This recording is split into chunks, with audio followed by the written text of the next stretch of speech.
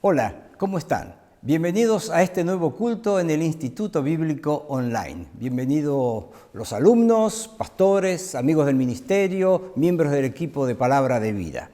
Para mí es un placer, un privilegio poder compartir con ustedes los próximos minutos alrededor de la Palabra de Dios. Estamos viendo milagros que Jesús, el siervo obediente de Dios, realizó según el relato del evangelista Marcos. Así que les invito a abrir sus Biblias y vamos a ir a Marcos capítulo 2. Y vamos con la lectura bíblica, pero antes tengamos una palabra de oración. Padre, vamos a abrir tu palabra y te rogamos que tu Espíritu Santo hable a nuestros corazones y que quedemos una vez más maravillados con la persona, la obra de nuestro bendito Salvador. En su nombre oramos. Amén. Bien, Marcos 2, versículo 1 nos dice: entró Jesús otra vez en Capernaum después de algunos días y se oyó que estaba en casa. E inmediatamente se juntaron muchos, de manera que ya no cabían ni aún a la puerta, y les predicaba la palabra. Entonces vinieron a él unos trayendo a un paralítico que era cargado por 4, y como no podían acercarse a él a causa de la multitud, descubrieron el techo de donde estaba y haciendo una abertura, bajaron el techo en que yacía el paralítico. Al ver Jesús la fe de ellos, dijo al paralítico: Hijo, tus pecados te son perdonados. Estaban allí sentados algunos de los escribas, los cuales cavilaban en sus corazones: ¿por qué habla este así? Blasfemias dice. ¿Quién puede perdonar pecados sino solo Dios? Y conociendo luego Jesús en su espíritu que cavilaban de esta manera dentro de sí mismos, les dijo: ¿por qué caviláis así en vuestros corazones? ¿Qué es más fácil decir al paralítico: tus pecados te son perdonados, o decirle: levántate, toma tu lecho y anda? Pues para que sepáis que el Hijo del Hombre tiene potestad en la tierra para perdonar pecados, dijo al paralítico: a ti te digo, levántate, toma tu lecho y vete a tu casa. Entonces él se levantó enseguida y tomando su lecho salió delante de todos, de manera que todos se asombraron y glorificaron a Dios diciendo: nunca hemos visto tal cosa. Hasta aquí con la lectura bíblica. Esta es una historia maravillosa. En mis tiempos de director de música aquí del departamento de música y preparando musicales, alguna vez se me ocurrió la idea de un musical sobre Jesús armar esta escena. Es impresionante, pero había muchos riesgos, ¿no? El riesgo de que el techo se rompiera, el hecho de que el paralítico, la soga se aflojara, que el paralítico se cayera de la camilla y eso hubiese estropeado todo el programa. Pero acá no hay una representación teatral. Esto fue real. Esto sucedió. Vamos a pensar primero, ¿dónde sucedió? El lugar es Capernaum. El Señor había sido rechazado desde Nazaret y entonces hace de Capernaum el centro de sus actividades. Mateo 4 dice que Jesús, Mateo 4:13, dejando Nazaret, vino y habitó en Capernaum. Acá acabamos de leer que se oyó, en el versículo 1, se oyó que estaba en casa. Es el único lugar donde se afirma que Jesús había establecido su domicilio. Era el lugar donde vivía Pedro y Andrés. En Mateo capítulo 8 dice que Jesús vino a la casa de Pedro en aquella circunstancia donde curó la fiebre de su suegra. Realmente Capernaum fue testigo de muchas actividades importantísimas del Señor. Permítanme citarles: la pesca milagrosa de Lucas capítulo 5, curó un endemoniado en Marcos capítulo 1, el sermón del monte de los capítulos 5, 6 y 7 de Mateo, la suegra de Pedro, su curación en Mateo 8, que ya he mencionado. En el mismo capítulo, el siervo del centurión. Acá en el capítulo 2 vemos el caso del paralítico, la mujer con flujo de sangre en Mateo 5, la hija de Jairo fue resucitada en Lucas capítulo 8, hubo 2 ciegos que recibieron la vista en Mateo capítulo 9, el endemoniado mudo en el mismo capítulo volvió a hablar, el hombre de la mano seca recuperó su mano en Mateo 12, El endemoniado ciego y mudo fue objeto del poder del Señor en Mateo 12 también. Y el impresionante discurso de Juan 6, el discurso sobre Jesús, el pan de vida, también fue pronunciado en Capernaum. Sin embargo, en determinado momento, después de todo esto que había observado la gente de Capernaum, el Señor tuvo que hacer una reprensión muy dura, muy dura. En Mateo 11, versículos 20 y 23, podemos leer: entonces comenzó a reconvenir a las ciudades en las cuales había hecho muchos de sus milagros, porque no se habían arrepentido. Y tú, Capernaum, que eres levantada hasta el cielo, hasta el Hades, serás abatida. Porque si en Sodoma se hubieran hecho los milagros que han sido hechos en ti, habría permanecido hasta el día de hoy. Así que el lugar es Capernaum. Pero qué tragedia haber sido testigos de una manifestación tan poderosa del obrar de Dios y no tener ojos para verlo. Realmente en ello se cumplió, como el Señor menciona en Mateo 13, la profecía de Isaías 6:9, aquella que decía: de oído oiréis y no entenderéis, y viendo veréis y no percibiréis. Qué terrible, qué tragedia la de aquel que no se da cuenta del obrar de Dios a su alrededor. El lugar es Capernaum. ¿Hubo testigos de esto? Claro, muchísimos. Hemos visto que la casa estaba llena, si no hubiese pasado esto de meter un paralítico por arriba del techo, no era tarea fácil. Muchísima gente, pero especialmente había fariseos. Lucas, en el capítulo 5, al narrar este incidente, Lucas 5:17, dice: estaba enseñando y estaban sentados los fariseos y doctores de la ley, los cuales habían venido de todas las aldeas de Galilea y de Judea y Jerusalén, y el poder del Señor estaba con él para sanar. Fíjense, gente que había venido, fariseos y doctores de la ley, de toda la región. Su fama había crecido. Pero también, qué tristeza, pensar en estas personas que conocían las Escrituras, pero simplemente como algo frío. Conocían las Escrituras tan solo de una forma intelectual. Tenemos un ejemplo tremendo en Mateo capítulo 2, cuando los magos, llegando a Jerusalén, preguntaban: ¿dónde está el rey de los judíos que ha nacido? Y consultando a Herodes, ¿qué les dijeron los escribas? En Belén, porque así dice el profeta. Sabían perfectamente la información, la tenían, pero ninguno de ellos se molestó en caminar esos 18 kilómetros hasta Belén para ver qué estaba pasando allí. Información que nunca se había hecho propia, que no cambiaba sus vidas, que era algo muerto.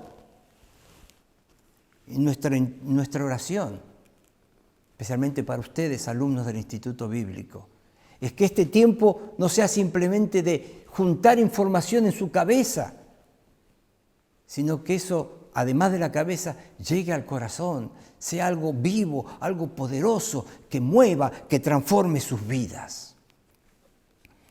Así que tenemos el lugar, tenemos los testigos, pero pensemos en los participantes. Por supuesto, el primero que debemos mencionar, el Señor Jesús. Como recién le mencionaba, en Lucas capítulo 5 se relata este evento, pero en Lucas capítulo 4 dice que la gente de Nazaret no solo que rechazó a Jesús, lo echó de sus contornos, sino que lo llevaron hasta un monte para despeñarlo desde ahí. Y pese a esa actitud de la gente, el Señor sale de Nazaret, se radica en Capernaum y sigue con su tarea, porque Él vino a buscar y salvar lo que se había perdido. ¡Qué amor! Que no podía ser apagado por el pecador, por el perdido. Ese es nuestro Señor. Y por eso estaba allí en Capernaum, en ese hogar, dando aquello que la gente estaba necesitando. Él es el centro de toda esta historia. Nada podría haber pasado sin Él. Pero estaban también los amigos. Marcos nos dice que eran 4. Hay algunas porciones en la Escritura que nos hablan sobre grandes amistades. Qué importantes pueden llegar a ser los amigos. Fue importantísimo para David. En aquellos comienzos, cuando se unieron sus vidas David y Jonatán, y qué bendición fue uno para el otro, ¿no es cierto? Una auténtica amistad, una amistad que fue importantísima. Hay 2 proverbios que nos hablan sobre la amistad especialmente y que quisiera citarles. Proverbios 18:24. El hombre que tiene amigos ha de mostrarse amigo, y amigo hay más unido que un hermano. Así eran ellos, David y Jonatán. Pero Proverbios 27:9 nos dice, el ungüento y el perfume alegran el corazón, y el cordial consejo del amigo al hombre. El cordial consejo del amigo. Qué bueno un amigo que no diga todo que sí, sino que sepa dar un consejo de amigo. Tengo que preguntarte, ¿qué clase de amigos tienes? ¿Quiénes son tus amigos? El antiguo proverbio dice, dime con quién andas y te diré quién eres. Y la verdad que es razonable, porque de alguna forma tus amigos muestran algo de la afinidad que tienes y por qué la tienes. ¿Por qué puedes tener afinidad con algunas personas y con otras quizá no tanta? ¿Por qué nació esa amistad? ¿Qué es lo que te une? ¿Cuáles son tus amigos? ¿Ellos te ayudan a crecer? ¿Te ayudan a ser mejor? Es importante saber, buscar, seleccionar los amigos. Muchas veces los padres, teniendo hijos en la adolescencia, tenemos esa preocupación. ¿Quiénes son sus amigos? Pero vamos a cambiar la pregunta y miremos la escena al revés, o la cuestión al revés. ¿Qué clase de amigo eres tú? ¿Qué clase de amigo sos? Yo quiero decirles, el paralítico tenía lo mejor de los amigos, en los mejores de los amigos que se podían tener. Eran 4 que hicieron lo mejor que un amigo puede hacer por su amigo. Le llevaron a conocer a Cristo. Y pese a todos los inconvenientes que hubo en el camino, en el proceso, ellos lograron su objetivo, que su amigo conociera a Cristo. ¿Es ese tu objetivo con tus amigos? Que ellos lleguen a conocer a Cristo. Evidentemente, cuando el Señor habla solamente al paralítico, aún viendo la fe de ellos, dice, viendo la fe de ellos, habla solo al paralítico. Quiere decir, yo entiendo, que ya estos 4 habían estado con el Señor. El Señor había perdonado sus pecados, le habían conocido y por eso le estaban trayendo. Así que Él era el tema, era el objetivo de esta nueva entrevista. Ellos ya habían sido transformados por el Señor y lo estaban mostrando. ¿Cómo estás comportándote con tus amigos? ¿Sos un buen amigo? Estos lo eran. A veces hay personas, hay creyentes que tienen un excelente testimonio en su trabajo, en su lugar de estudio, en su vecindario, y la gente que los conoce dice, sí, tengo un amigo que es evangélico, es muy buena gente, son muy buena gente los evangélicos. Y hasta ahí llegó todo. Y esa persona se va al infierno convencida de que los evangélicos son buena gente. Eso no es ser un buen amigo. Yo te desafío, te animo a ser un buen amigo, llevándole a Cristo, dándole lo mejor que un amigo puede dar, que es a Cristo. Pero también me gustaría pensar en alguien que no es mencionado en el relato, pero es importante en toda esta historia. El dueño de casa. Estoy imaginando, pero yo me imagino a este hombre paralítico, recuperando el andar, salud plena, se arrodilló ante el Señor, le agradeció, pero después se fue corriendo para su casa, seguro corriendo. Un paralítico, después de haber sido curado, no camina, corre con su cama ahí, va corriendo. Los 4 amigos van atrás de él, todos juntos, festejando, celebrando la dicha tremenda del milagro que había ocurrido. La gente de a poco se fue yendo. Y yo me pude imaginar al dueño de casa mirando hacia arriba, mirando el agujero que le habían dejado estos en el techo. Y no sé, pero me parece que por ahí el Señor le dijo a los discípulos: muchachos, de acá no nos podemos ir si no arreglamos antes este techo, El dueño de casa para mí es un tremendo ejemplo. Un tremendo ejemplo de aquellos que han colocado sus bienes en las manos del Señor. Aquellos que no se consideran dueños, sino solo administradores de esos bienes. Dice Proverbios 3:9, honra a Jehová con tus bienes y con las primicias de todos tus frutos. Honra a Jehová con tus bienes. Este hombre lo hizo. Me hace acordar aquel dueño del pollino, ¿se acuerdan? El Señor quería usar un pollino para entrar a Jerusalén, para cumplir la profecía. Y él, cuando manda a los discípulos, dice: si alguien les pregunta, ustedes díganle así: el Señor lo necesita y después lo volverá. Era todo lo que tenía que escuchar el dueño del pollino. ¿Qué están haciendo? El Señor lo necesita. Ah, está bien. El Señor lo necesita. Era lo único que necesitaba ir, era lo único importante para él. El Señor lo necesita. Tus bienes están en las manos de Dios.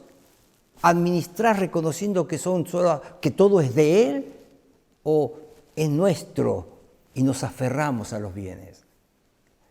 Quizá ese auto que un día te piden si podrías ir a buscar unos chicos que están en un barrio ahí en las afueras de la ciudad, calles de tierra, y ay no, lavé el auto, está limpito, perfumado, esos chicos quizás me van a subir con medio sucio, su ropa con olor a fritura. No, eso no es forma de honrar a Dios con nuestros bienes, ¿no es cierto? ¡Qué bárbaro! Este hombre no tuvo ningún problema en que el techo de su casa se rompiera. No fue ningún impedimento. Estaba todo en las manos de Dios. Honrar a Dios con nuestros bienes. Y pensemos en el paralítico, claro. También importante, muy importante en nuestra historia. La forma que el Señor procedió nos muestra qué es lo más importante. Si bien ellos le habían llevado para que curara esa enfermedad, lo primero que el Señor habló fue del pecado de ese hombre. Hijo, tus pecados te son perdonados. Nunca debemos perder las prioridades. Nunca debemos perder de vista cuál es la necesidad más grande del hombre, de la mujer de hoy. Sin desatender otros aspectos, el individuo, el cristiano, la iglesia de Cristo como cuerpo, no debe olvidar que la primer necesidad por la cual estamos en la tierra y que el hombre y la mujer necesitan escuchar es que hay perdón en la sangre de Cristo. Y el Señor fue a esa necesidad en primer lugar. Claro, para los fariseos y doctores de la ley era muy fácil pensar: cualquiera puede decir tus pecados te son perdonados. Total, ¿quién puede comprobarlo? Y el Señor le demostró que Él tenía poder. Se colocó en la posición de Dios, lo que Él es. Y entonces, ante los pensamientos que había en sus cabezas, para que sepáis que el Hijo del Hombre tiene potestad en la tierra para perdonar pecados, le dijo al paralítico: a ti te digo, levántate, toma tu lecho y vete a tu casa. La gran obra en el corazón de este hombre, pero después también en el cuerpo de este hombre. Ya terminando, hay algo que me llama mucho la atención de este paralítico. Hay unos instantes entre el momento en el que el Señor Jesús le dice: hijo, tus pecados te son perdonados, y el momento en que el Señor le dice que se levante de ese lecho, se pare y tome su lecho y se vaya a la casa, hay un instante, un par de minutos tal vez, porque es el momento donde él va a hablar el Señor va a hablar con los líderes, en que este paralítico se parece a muchos de nosotros, que hemos encontrado la salvación, pero por otro lado estamos pareciera paralíticos. Muchos creyentes podemos representar este cuadro, salvos pero paralíticos, salvos pero ahí al costado del camino sin avanzar en nuestra vida, salvos pero estancados. No es el plan de Dios, no es el programa de Dios para la vida de ninguno de nosotros.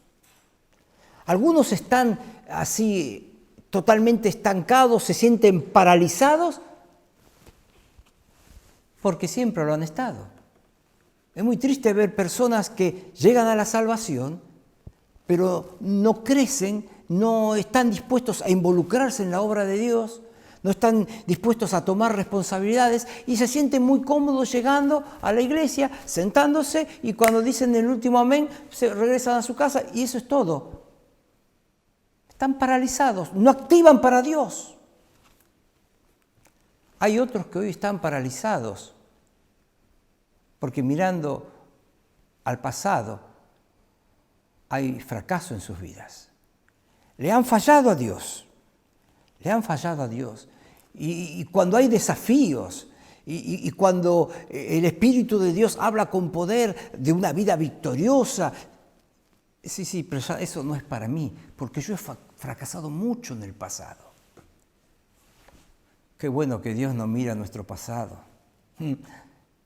¿Recuerdan cuando el día glorioso de la resurrección de Cristo, las mujeres se acercaron a la tumba, la encontraron vacía y el ángel que le apareció a ellos les dio un mensaje para los discípulos, dice, id y decid a los discípulos y a Pedro.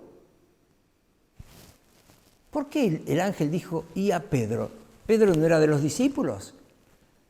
Yo estoy seguro que si el Señor no hubiese dicho y a Pedro, Pedro hubiese dicho yo no puedo ir. Yo estoy aquí clavado, paralizado, para mí todo terminó porque le he fallado a mi Señor. ¿Cuántas horas habían pasado desde que por 3 veces le había negado? Y entonces aquí vemos muchas veces paralizados porque siempre hemos estado inactivos, paralizados porque el pasado nos recuerda nuestros propios fracasos, pero paralizados también porque a veces tendemos a deleitarnos mirando las glorias del pasado. Quizá en el pasado no hay fracaso, quizá hay cosas lindas que Dios hizo a través de nuestras vidas. Y nos deleitamos en eso, mirando hacia atrás, sin seguir avanzando, proyectándonos hacia adelante. Hace mucho escuché, o leí, no recuerdo bien, una ilustración que hablaba de que la vida es como un viaje en tren. Y vieron cómo sucede en el tren, ¿no es cierto? Hay algunos asientos que permiten a la persona sentada allí mirar hacia adelante. Y hay otro asiento enfrente que las personas ven lo que ya pasó. Entonces, esa comparación decía que la vida es algo así. Nos sentamos y comenzamos el viaje de la vida mirando y excitados, anhelantes de lo que va a venir. Pero en un determinado momento, cuando ya quizá la mayor parte de nuestra vida ha pasado, es como que nos cambiamos de asiento y comenzamos a mirar el pasado y nos detenemos y recordamos y eso es nuestra vida. Lo cierto es que Dios tiene un futuro para nosotros. No sé ustedes, pero yo voy a tardar todo lo que pueda en cambiarme de asiento. Estoy muy excitado por lo que puede venir por delante. El pasado, maravilloso, pero estoy seguro de que aún el futuro puede ser mejor. Hermano, hermana, no te quedes pensando en lo que pudiste hacer, que tu corazón arda pensando en lo que podrás hacer en el poder de Dios. A veces nos sentimos como el paralítico, estamos ahí paralizados,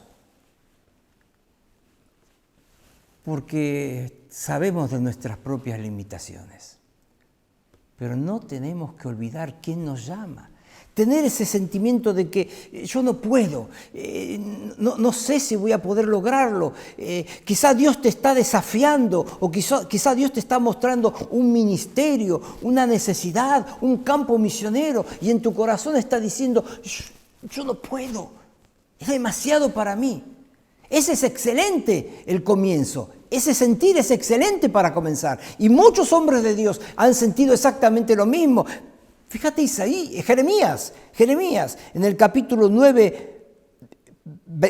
20, versículo 9, dice, y dije, no me acordaré más de él, ni hablaré más en su nombre, no obstante había en mi corazón como un fuego ardiente metido en mis huesos, traté de sufrirlo y no pude. Era tal la presión que él quería abandonar, pero al llegar al versículo 11, él tiene una convicción y dice, Jehová está conmigo como poderoso gigante.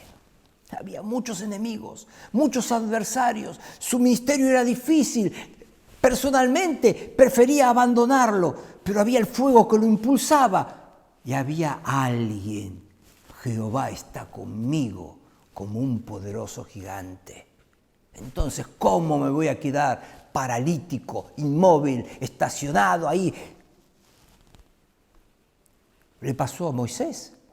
Cuando Dios le está llamando para sacar a Israel de Egipto, dice Éxodo 33, versículos 14 y 15, Moisés le dice a Dios, si tu presencia no ha de ir conmigo, no nos saques de aquí. Señor, yo no quiero salir, yo no puedo llevar estas 2 millones de personas por el desierto, no puedo hacerlo. Si no has de venir con nosotros, no vengas, no nos saques.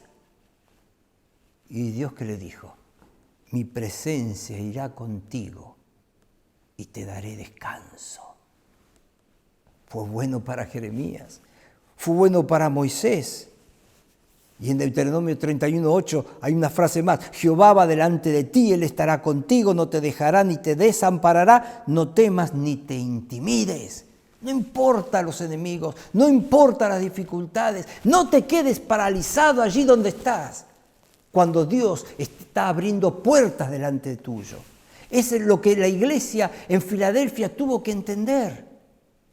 Cuando Jesús escribe su carta a esa iglesia en Apocalipsis capítulo 3, cuando se presenta en el encabezamiento de la carta, Él le dice, esto dice el santo, el verdadero, el que tiene la llave de David, el que abre y ninguno cierra, y cierra y ninguno abre.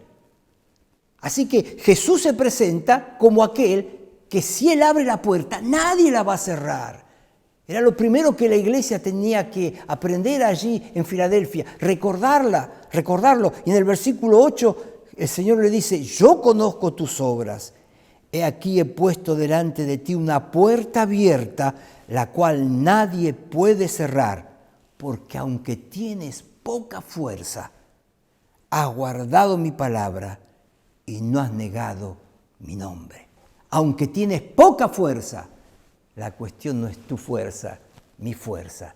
La cuestión es guardar su palabra y ser fiel al nombre del Señor. Esta es una historia maravillosa de un hombre transformado por el poder de Dios. Y quizá de alguna forma puedas identificarte. Estás allí, paralizado. Y hoy el Señor quiere sacarte. Hoy el Señor te quiere decir, levántate, toma tu lecho, anda, vete a tu casa, comienza a moverte. Que pueda ser así en tu vida. Que puedas, como este hombre, experimentar el poder de Dios en toda su magnitud, en tu vida, para su gloria, y que los próximos días sean grandes para su bendita gloria. Muchas gracias por este tiempo. Que Dios te bendiga.